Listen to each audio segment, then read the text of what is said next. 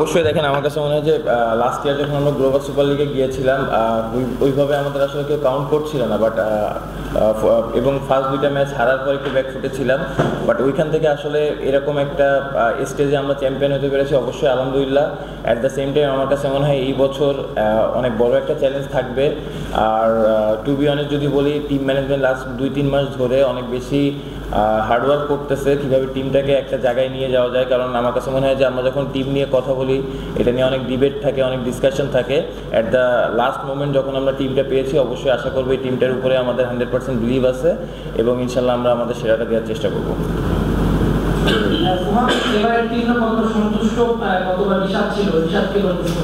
না, অবভিয়াসলি যেটা বললাম যে দেখেন, আমরা টিম হওয়ার আগে অনেক এটা নিয়ে ডিসকাশন থাকে, অনেক ডিবেট থাকে, বাট লাস্ট মোমেন্টে যখন টিমটা যেটাই আসবে 15 মেম্বার 14 মেম্বার যেটা এসেছে, আমার কাছে মনে হয় প্রতিটা টিম মেম্বারই বিলিভ করবে। বিলিভটা ইম্পর্টেন্ট এবং আমার কাছে মনে হয় যে আমরা আমাদের সেরাটা দিতে পারলে অবশ্যই ভালো কিছু হবে।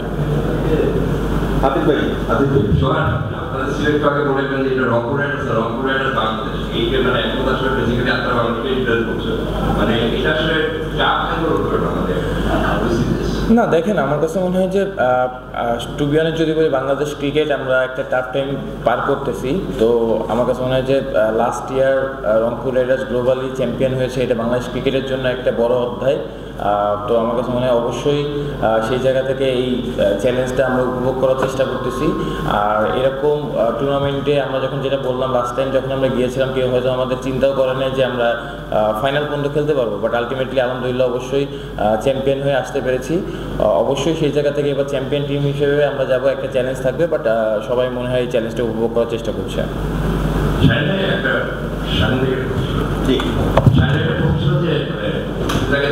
সময় একটা এবং হচ্ছে যে রংপুর রাইডার্সের যে ন্যাশনাল টিমে ন্যাশনাল টিমে নিয়ে আসছিল, মানে আপনি তাকে ক্লিয়ার করলেন আপনার কোনো ছিল যে ন্যাশনাল টিমে থেকে লাগবে কনফারেন্সে নট রিয়েলি, বিকজ আমাদের কাছে যেটা মনে হয়, শোনা যাচ্ছে, আমার কাছে যেটা মনে হয় যে আমরা বোর্ডের কাছে আমরা একটাই অনুমতি চেয়েছিলাম, বিকজ আমাদের এখানে অনেক লজিস্টিক্যাল সাপোর্ট লাগে এবং প্রিপারেশনের জন্য অনেক টাইম লাগে। আপনারা জানেন যে এয়ার টিকেটস এবং travelling to the Caribbean is always difficult. So ওভাবে করে আমরা একটা জিনিস জানতে চেয়েছিলাম যে ন্যাশনাল সাইডে কে থাকতে পারে কে না থাকতে পারে। আমরা ওভাবে করে এনওসি অ্যাপ্লাই করেছিলাম। যারা এখন ন্যাশনাল সাইডে চলে গিয়েছে, মিরাজ, শামীম পাটোয়ারি, নাইম শেখ, ওদেরও এনওসি আমরা অ্যাপ্লাই করেছিলাম এবং ওদের এনওসি দেওয়াও হয়েছিল, কিন্তু ওরা যেহেতু ন্যাশনাল ইন্টারেস্টের জন্য ওদের চলে যেতে হয়েছে। দেখেন, end of the day Rangpur Riders global স্টেজে বাংলাদেশকে রিপ্রেজেন্ট করতে যাচ্ছে, but nothing comes first then the nation. আমার কাছে মনে হয় যে নেশন ইজ ইম্পর্টেন্ট। আমাদের টিমের কোনো প্লেয়ারকে যদি জাতীয় দলের দরকার পড়ে, তাহলে they are most welcome to live and play for the national side. Yes, we are representing Bangladesh, কিন্তু বাংলাদেশ যখন ইন্টারন্যাশনাল ক্রিকেট খেলবে, আমাদেরও প্রায়োরিটি বাংলাদেশের ন্যাশনাল টিম এবং সেটাতেই আমরা ফোকাস করব।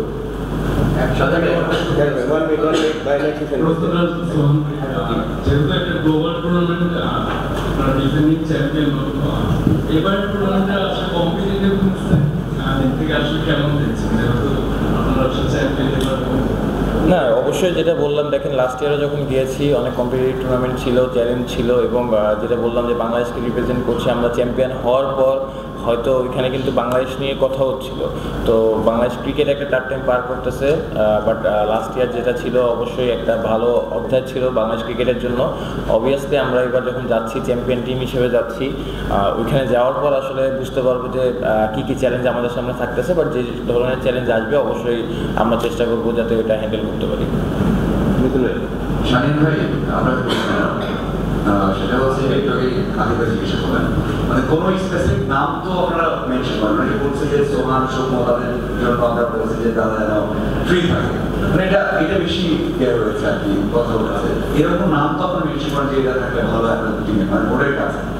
না, আমরা বেসিক্যালি বোর্ডের কাছে গিয়েছিলাম, ওনাদের কাছে জিজ্ঞেস করেছিলাম যে ন্যাশনাল সাইডে কারা কারা থাকতে পারে। এখন অবভিয়াসলি আপনারা যদি সোহান বা সৌম্যর পারফরমেন্স দেখে থাকেন লাস্ট ফিউ ইয়ার্সে, তাহলে obviously they are in contention. So আমরা তো সবসময় চাইবো সবচেয়ে ভালো স্কোয়াড নিয়ে যেতে। আমরা চাইবো যে রিশাদও আমাদের স্কোয়াডে থাকুক, সোহানও স্কোয়াডে থাকুক, কিন্তু আমরা এরকম কোনো স্পেশাল রিকোয়েস্ট কারোর জন্য করিনি। আপনারা জেনে থাকেন যে ওরা সবাই ন্যাশনাল স্কোয়াডে ক্যাম্পেই ছিল। আমার সবসময় ওদের সাথে ডিসকাশন হতো যে ওরা যদি আমাদের জন্য যায় তাহলে টিম কীরকম হতে পারে। আমাদের স্কোয়াড বিল্ডিংও যদি আপনি দেখেন, আমরা কিন্তু নাইম শেখকেও রেখেছিলাম, সৌম্যকেও রেখেছিলাম, আন্ডার দ্য আন্ডারস্ট্যান্ডিং যে হয়তো দুজনের মধ্যে একটা ন্যাশনাল সাইডে যাবে। আবার সোহানের ব্যাপারটাও যদি জানেন, বিকজ ওর পারফরমেন্স এত ভালো ছিল, উই ওয়ার এক্সপেক্টিং যে ও ন্যাশনাল সাইডে থাকবে। সেটার জন্য কিন্তু আমরা স্কোয়াডে অঙ্কন করে রেখেছিলাম, বিকজ উই ওয়ার এক্সপেক্টিং যে দুজনের মধ্যে যে কোনো একজন হয়তো ন্যাশনাল সাইডে যাবে, এবং যদি থাকে তাহলে আমাদের ব্যাকআপ উইকেট কিপার হিসাবে সোহান বা অঙ্কনই যাবে। আপনারা সোহানকেও জিজ্ঞেস করতে পারেন, ও 25-26 তারিখ পর্যন্ত ন্যাশনাল ক্যাম্পে ছিল, and he was preparing for the national side, because একটা ছেলে যখন ন্যাশনাল ক্যাম্পে থাকবে তখন সে ন্যাশনাল টিমের জন্যই প্রিপারেশন নিবে। Once the team was declared, and I think he is now focusing on GSL, but squad declare করার আগে I think his focus was on the national side, and that is how it should be. প্রত্যেকটা প্লেয়ারের স্বপ্ন থাকে national সাইডেই খেলার জন্য, so when the national duty comes I am sure ওদের ওটাকে প্রায়োরিটি দেওয়া উচিত। রাহুল, গতবার যখন গিয়েছিলাম তখন আসলে ওইভাবে এক্সপেকটেশন ছিল না, কেউ হয়তো আপনাদেরকে চ্যাম্পিয়ন হিসেবে ওভাবে ছিল না। তো এবার যখন চ্যাম্পিয়ন হয়ে এসেছেন, এবার যখন যাচ্ছেন যে সবার প্রতি মধ্যে একটা এক্সপেকটেশন যে আপনারা আবার শেষের ব্যাপারটা ধরে রাখতে পারবেন, সেটাকে একটা প্রেশার ফিল করছে কিনা। আর একটা ব্যাপার হচ্ছে যে আপনার অস্ট্রেন প্রিপারেশন, সেটা নিয়ে সাইডও অ্যান্সার দিতে পারেন, আপনি আসলে স্পিনটা নিয়েও একটু ভাবছেন কিনা যে ওই জায়গায় আপনার স্পিনটা অনেক বেশি ইম্প্রুভ করতে পারে। না, অবশ্যই দেখেন চ্যালেঞ্জ একটা থাকবে, বাট আমার কাছে মনে হয় যে এই চ্যালেঞ্জটা আসলে আমরা কীভাবে ডিল করতেছি এটা ইম্পর্টেন্ট। আর at the same time Bangladesh cricket যত কথাই হোক না কেন, যেখানেই যাক ক্রিকেট খেলতে অবশ্যই সবারই একটা এক্সপেকটেশন থাকে বাংলাদেশ ক্রিকেট নিয়ে। তো এই জায়গায় আসলে প্রেশার ফিল করার কিছু নয়, আমার কাছে মনে হয় প্রেশারটা উপভোগ করা ইম্পর্টেন্ট। এবং যেটা বললাম যে অবশ্যই আমাদের সেরাটা দেওয়া দরকার, যদি সেরাটা আমরা দিতে পারি ইনশাল্লাহ ভালো কিছু হবে। আর অবশ্যই আমার কাছে মনে হয় যে লাস্ট ইয়ারও সাইফ ফাইনালে বোলিং করেছে, আমার ওর উপর অনেক বেশি বিশ্বাস বোলিং নিয়ে। ইভেনচুয়ালি আমরা সবাই জানি যে গায়ানার উইকেটটা একটু স্পিন ফ্রেন্ডলি থাকে, তো সেক্ষেত্রে আমার কাছে মনে হয় যে আমাদের স্পিন অ্যাটাকটা ভালো আছে। একটা মিনিট না, অবশ্যই বলিংটা আমি এনজয় করি, যখনই সন্ধ্যায় আমাকে বলিং দেয় আমি এনজয় করি। আর মেনলি আমি অ্যাজ এ ব্যাটসম্যান খেলতেছি, বাট যখনই দায়িত্বটা আসে তখন পুরোপুরি ফুলফিল করার চেষ্টা করি। আপনি বলছিলেন যে অনেকটা গুরুত্বহীন মনে হচ্ছিল, ওরা সেভাবে আপনাদেরকে দেখছিল শুরুর দিকে, বাট আলটিমেটলি আপনারা চ্যাম্পিয়ন না। তাহলে কি অনেক প্রতিপক্ষই গতবার আপনাদেরকে হালকাভাবে নিয়েছিল কিনা, এটা আপনি ফিল করছেন কিনা, সেই ফিল থেকে এটা বলেছেন কিনা? আর দ্বিতীয় হচ্ছে যে ন্যাশনাল টিমের প্র্যাকটিস বা ন্যাশনাল টিমের সাথে প্রিপারেশন আর এই ধরনের টুর্নামেন্টগুলোর প্রিপারেশন থেকে আলাদা কিনা, সেটা ঠিক ফর্মে নেই, অর্থাৎ যেহেতু দুই জায়গায় খেলা বা দুই ধরনের দলের সাথে খেলা। না, অবভিয়াসলি দেখেন, আপনার সেকেন্ড কোশ্চেনটা দিয়ে শুরু করতে চাই। সানিয়ান ভাই যেটা বললো যে লাস্ট 1 মাস ধরেই হয়তো আমি ন্যাশনাল টিমের প্র্যাকটিসের ভিতরে ছিলাম, তো জিএসএলের এই টিমটা নিয়ে আমার সাথে কমিউনিকেট হচ্ছে, বাট আসলে ইভেনচুয়ালি আমার ফোকাসটা পুরোটাই ন্যাশনাল টিম সাইড ছিল, যেহেতু আমি ন্যাশনাল টিমের প্র্যাকটিস সেশনে ছিলাম এবং হোয়াইট বল প্র্যাকটিস করতেছিলাম। সো অবভিয়াসলি ওডিআই কেন্দ্রিক প্র্যাকটিসের ভিতরে ছিলাম। তো আমার কাছে মনে হয় না যে দেখেন লং বা একটা সময় পাচ্ছি, যখন এখন যেহেতু টিমে নেই, জিএসএল খেলতে যাচ্ছি, সো এখানে জিএসএল হচ্ছে T20, তো যাওয়ার পরেও হয়তো প্র্যাকটিসের একটা অপরচুনিটি পাবো। অ্যাট দ্য সেম টাইম গ্যাপটাও অনেক বড়। সো প্রফেশনাল প্লেয়ার হিসেবে আমার কাছে মনে হয় যে প্র্যাকটিস যেখানেই করি, ওয়ান ডে বা T20, এটা যত তাড়াতাড়ি মানিয়ে নিতে পারবো এটা প্লেয়ারদের জন্যই বেটার। আর ফার্স্ট কোশ্চেনটা কী ছিল ভাইয়া? প্রতিপক্ষ হালকাভাবে নিচ্ছিল কিনা? না, একটা জিনিস আমরা কাজে লাগাতে পেরেছি কিনা? সত্যি কথা বলতে দেখেন, আমরা লাস্ট কিছু বছর ধরে হয়তো লাস্ট 2-3 ইয়ার্স বাংলাদেশ ক্রিকেট একটা টাফ টাইম পার করতেছে, তো ওই রেসপেক্টটা আসলে আমরা প্রতিপক্ষের কাছ থেকে যখন ভালো খেলবো তখনই পাওয়া যাবে। তো ইভেনচুয়ালি আমরা যেটা বললাম যে হয়তো রেসপেক্ট আমাদের মানুষ গেইন করে নিতে হয়, তো আমরা হয়তো লাস্ট ইয়ার ফাইনাল যাওয়ার পর ওই রেসপেক্টটা অটোমেটিক্যালি পেয়েছি। বাট ফার্স্টের যখন আপনি যদি খেয়াল করেন, ফার্স্ট 2টা ম্যাচ হারার পর কিন্তু আমরা খুব ক্লোজ ম্যাচ হেরেছিলাম, তো আমরা নিজেরাও একটু ডাউন ছিলাম। এবং অ্যাট দ্য সেম টাইম জিনিসটা এরকম আসতেছিল যে হয়তো আমরা গ্লোবাল স্টেজে পারফর্ম করার মতো অ্যাবিলিটি আমাদের আছে কিনা, এটা নিয়েও কোশ্চেন ছিল। বাট আলটিমেটলি যখন আমরা ফাইনাল চ্যাম্পিয়ন হয়েছি, এই কোশ্চেনটার অ্যান্সারটা কিন্তু আমরা মাঠে দিতে পেরেছি। জেনে থাকেন যে আমাদের গতবার গ্লোবালেও আমাদের কোচ ছিল এবং বিপিএলও আমাদের কোচ ছিল। আমাদের কাছে ওনার উপরে আমাদের অনেক আস্থা, এবং আমরা যখন এই স্কোয়াডটাও বানাই বা আমরা যখন টিমটা বানাই, তখনও আমার মিকির সাথে continuous we were in constant touch যে কাকে নিলে ভালো হয়, কীভাবে করে গায়ানার উইকেটে কার সাপোর্ট হয়।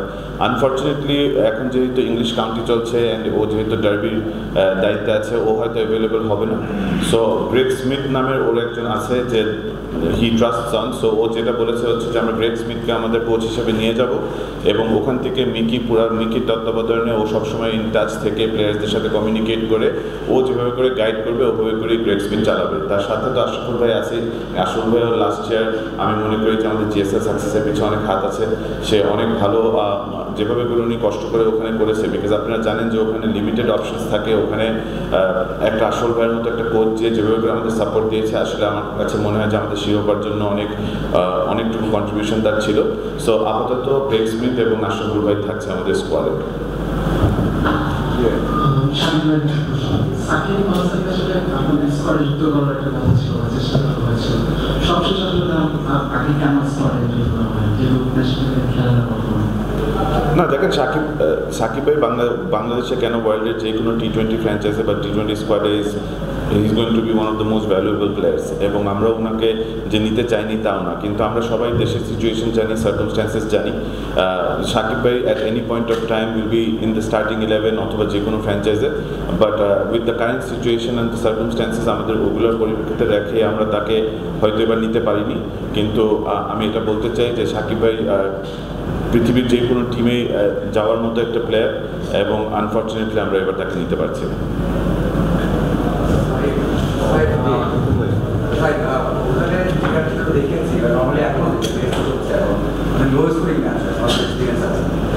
ব্যাটারদের জন্য কেমন চ্যালেঞ্জ থাকতে পারে এবং আমরা যতই ভালো কিন্তু খেলা হবে, আপনাদের চ্যালেঞ্জ কেমন ব্যাটসম্যান সবাই অ্যাজ এ ব্যাটার আসলে আমাদের সব চ্যালেঞ্জের জন্য রেডি থাকতে হয়, spin wicket, pace wicket. But আমার মনে হয় আমরা লাস্ট ইয়ার যখন খেলেছি আমরা ব্যাটসম্যানরাও খুব ভালো খেলেছে। সৌম্য ভাই, স্টিভেন টেইলার, শোন ভাই, অনেকেই সবাই ভালো খেলেছে। প্রত্যেকজনের ছোটো ছোটো ক্যামিংসও ছিল।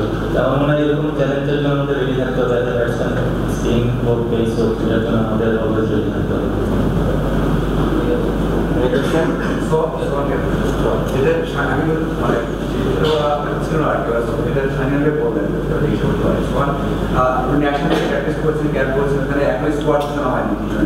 যদিও আপনারা জেনে গেছেন যে আপনি সৌম্য বা যারা থাকবেন না, আসলে যদিও অনেকটা জিনিস করছি আমরা এই পর্যায়ে এসে আমরা ভালো করছি, লং টাইম ভালো করছি, অথবা নেক্সট ইয়ার দর্শক নাও করতে পারে, ঠিক টাইম বা বেস্ট টাইম আমাদের জন্য আসলে আসে হতে পারে। তো কেমন লাগে আসলে দুটো লিগ ওরা খেলে আসলে প্রস্তুতি ম্যাচে একটাতে প্রয়োজন না, কিন্তু নেই সেভাবে জানতে গেছেন। দেখেন, আমার কাছে আমি এই কোয়েশ্চেনটা আগেও বলেছি যে আমি ক্রিকেটটা খেলি হচ্ছে ন্যাশনাল টিমের একটা প্রাউডের ব্যাপার। অবশ্যই ন্যাশনাল টিমে আমি খেলতে চাই। অ্যাট দ্য সেম টাইম আমার কাছে আসলে সবথেকে বড় ইম্পর্টেন্ট জিনিসটা আমার নিজে পারফর্ম করা। আমি আসলে এমন কোনো কথা বলতে চাই না যেটা অন্য কাউকে ডিসরেসপেক্ট করা হয়, কারণ আমার কাছে মনে হয় যে আমার সিলেকশন বা এগুলো আমার হাতে নাই। আমার কাছে পারফর্মটা করা ইম্পর্টেন্ট।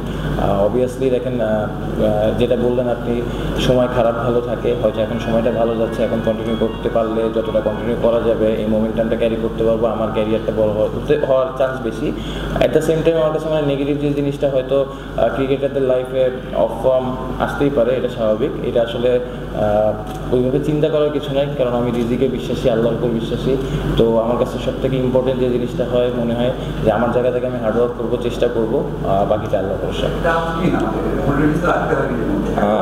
দেখেন, আমার কাছে না, অবভিয়াসলি দেখেন যে আপনার যখন একটা মেন্টাল ফেস কিছু সময় থাকে, অবভিয়াসলি ওই সময়টা আপনি কীভাবে ডিল করতেছেন সব রকম মানে হয়তো বাইরে থেকে অনেক কিছু বোঝা যায় না, জিনিসটা আসলে হয়তো মেন্টাল একটা ব্যারিয়ার থাকে, ওইটার ভিতর দিয়ে যেতে হয়। এবং এই ফেসটা আসলে নিজে কীভাবে চ্যালেঞ্জ নেওয়া যায় আমার কাছে মনে হয় যে difficult face. But to be honest, আমার কাছে মনে হয় যে অবভিয়াসলি সবসময় এই জায়গা থেকে কীভাবে রিকভার করা যায় এটা চেষ্টা করি। যখন মিডিয়াতে পরামর্শন করেছেন যে দলের জন্য খেলতে চাই, তখন নিজের জন্য খেলেননি, আপনি খেলার চেষ্টা করেননি, দলগত খেলা নিজের জন্য চেষ্টা করতে হবে। ক্যারিয়ারটা ভবিষ্যৎ যাতে ধরে আর একটু বড় হতে পারতো কিনা, সে আন্ডার বড় হতে পারতো কিনা, ধীরে ধীরে যাতে কন্টিনিউ করতে পারতেন। দেখেন, আমি সবসময় বলি যে অবশ্যই ন্যাশনাল টিমের খেলতে চাই, বাট আমার কাছে মনে হয় যে ন্যাশনাল টিমের আগে আমি খেলার আগে বাংলাদেশ টিম সবার আগে। সো অবভিয়াসলি আমি যদি আর কোনো সময় ন্যাশনাল টিমে নাও খেলি, আমার এটা নিয়ে খুব একটা আক্ষেপ থাকবে না, কারণ আমি সবসময় চাই যে আমার টিমটা ভালো জায়গায় যাক। আমি চাই বাংলাদেশ টিম যে খারাপ ডিফিকাল্ট টাইম পার করতেছে এই জায়গা থেকে বেরোয় আসুক, এবং বাংলাদেশ ক্রিকেট যেখানে থাকার কথা ওই জায়গাটায় যাতে থাকতে পারে। তাহলে অবশ্যই আমার কাছে মনে হয় যে ওই ফিলটা ভিতর থেকে আসবে যে আমি একটা কথা সত্যি করে বলতে চাই যে আমি টিম কালচার একটা কথা আছে যেটা আমরা ডোমেস্টিকে আমার কাছে মনে হয় যে অনেক গ্যাপ আছে, সবসময় এটা নিয়ে কথা বলি। হয়তো আজকে আমি বলতেছি, কালকে আরও 5 জন বলবে, হয়তো এটা আমি নাও করে যেতে পারি, কিন্তু এটা কথা বলতে বলতে 5 জন পরে বা 2 বছর পরে 3 বছর পরে দেখবেন যে এই টিম কালচারটা আমাদের সময় একসময় আসবে। এবং এই কালচারটা যদি আসে, অবভিয়াসলি আমরা সবাই টিমের কথাই চিন্তা করবো, ইন্ডিভিজুয়াল কেউ চিন্তা করবো না। ভাইয়া বলছিলেন যে সাকিব আল হাসানকে আপনাদের টিম দলে চেয়েছিলেন, বিষয়টা এরকম ছিল, কিন্তু নানা কারণে সেটা নেওয়া যায়নি বা হয়নি শেষ পর্যন্ত। কোন চিন্তা থেকে আসলে আপনারা সেই গেম প্ল্যান বিষয়টা থাকে, প্ল্যানিং টিমের একটা থাকে, কোন প্ল্যান নিয়ে আসলে সাকিবের কথা আপনারা ভেবেছিলেন এবং সেটা যখন কার্যকর করা গেল না, কোন বিকল্প উপায় আপনারা হাঁটছেন? দেখেন, ক্রিকেট যখন আমিও শুরু করেছি, ক্রিকেটের প্রথম থেকেই আমি ক্রিকেটার সাকিব আল হাসানকে চিনি এবং সবসময় আমি চাবো যে ক্রিকেটার সাকিব আল হাসান আমার সাথে, আমি একসাথে ড্রেসিং রুম শেয়ার করাটা আমার জন্য অবশ্যই একটা বড় উপভোগের এবং প্রাউডের ব্যাপার। অবশ্যই আমি চাবো যে কোনো সময়, যে কোনো জায়গায়, যে কোনো টিমেই একসাথে এক ড্রেসিং রুম শেয়ার করতে। এবং যেটা বললাম যে ক্রিকেটার সাকিব আল হাসান এক টিমে থাকলে যে কোনো টিম আপনার অনেক বেশি বেনিফিট পাবে। সেটা বাংলাদেশ টিম লাস্ট কয়েক বছর না, অনেক লম্বা সময় ধরে পেয়ে আসছে এবং পরবর্তীতে আমার কাছে মনে হয় যে সে যে টিমেই যাবে এই বেনিফিটটা সেই টিম পাবে। তো তারে ক্রিকেটার সাকিব আল হাসানরে ইগনোর করার মতো আসলে এরকম অপরচুনিটি নাই কোনো কিছু। শাহিন ভাইয়ের কাছে প্রশ্নটা সাকিবকে বললেন যে আপনারা চেষ্টা করেছিলেন তাকে দলের সঙ্গে রাখতে, তো দেশের পরিস্থিতি বিবেচনায় রাখতে পারেননি। এটা কি আপনাদের পক্ষ থেকে সিদ্ধান্তটা নিলেন নাকি দেশের পক্ষ থেকে কোনো বার্তা দেওয়া হয়েছে তাকে দলে রাখা বা না রাখার বিষয়ে? না, আমাদেরকে ওরকমভাবে কোনো ইনস্ট্রাকশনস কারোর দিকে আসেনি যে সাকিবকে নেওয়া যাবে কি যাবে না। আমার কাছে মনে হয় যে একটা টিম ডিসিশন ছিল এবং টিম ম্যানেজমেন্টের ডিসিশন ছিল, বিকজ আমাদের দেশের যে পরিস্থিতি, সেই পরিস্থিতিতে সাকিব আল হাসানকে নিলে এটার আউটকাম কী হতে পারে এটা আসলে আমাদের খুব একটা জানা নেই। কিন্তু সোহান যেটা বলছিল যে অনেস্টলি দেখেন, আমরা ক্রিকেটের মানুষ এবং আমরা ক্রিকেটার সাকিব আল হাসানকেই চিনি, আমরা পলিটিশিয়ান বা অন্য কোনো অন্য কোনো কিছুতে আমরা চিনি না। আমরা ওনার সাথে যতটুকু কথা হয়েছে বা যতটুকু বলা হয়েছে আমরা ওভাবে করি। I think he also understands the situation as much as we do, এবং পরিস্থিতির কারণে হয়তো আমরা নিতে পারিনি, কিন্তু আমরা আগেও যেটা বলেছি যে সাকিব আল হাসান একটা স্কোয়াডে থাকলে আমার কাছে মনে হয় যে আমাদের অনেক ঝামেলা কমে যায়। আপনি ওকে একটা ব্যাটার হিসেবে পান, ওকে একটা স্পিনার হিসেবে পান, একটা সিনিয়র প্লেয়ার হিসেবে পান। সোহানকেও আপনারা দেখেছেন যে বিপিএল একটা বছর আমার সাথে খেলেছে এবং কীভাবে সাপোর্ট করেছে। তো অ্যাজ এ ক্রিকেটার তার কোনো ডাউট নেই, কিন্তু আমাদের দেশের সিচুয়েশন সার্কামস্ট্যান্সেস অনুযায়ী এটা আমাদের ম্যানেজমেন্টেরই ডিসিশন ছিল। আমাদের কোনো ধরনের প্রেশার কারণ জায়গা থেকে দেওয়া হয়নি, but as a management we thought the consequences might be different, so যার কারণে ওকে নেওয়া চলছে। কোশ্চেন যদি না থাকে আসলে শেষে যেটি হচ্ছে যে আমরা